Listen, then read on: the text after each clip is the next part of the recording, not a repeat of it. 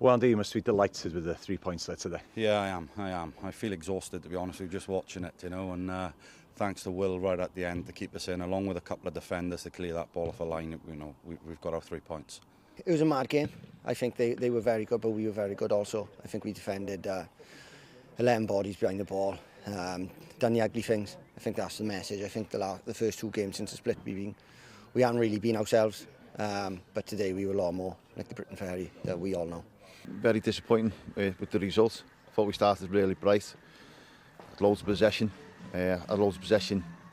through the game, but if you don't do the important part of converting your chances, then you've always got given the opposition a bit of hope. We set out today in a structure with a game plan, and everything went to plan for us. So today we couldn't have asked for anything more than what what the boys have given us. So was that the thinking today? Obviously you'd lost the previous 2 games against them, and you thought, right, you needed to maybe press them a bit more at the back and get about them a bit more. Yeah, absolutely. And of course they've still had chances in the game. They're a top team, so with some top players. But we've brought a little bit of luck today. But credit to our players today. They stuck at it.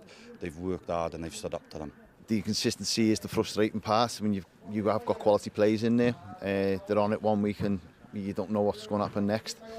But we need to put a string of wins together.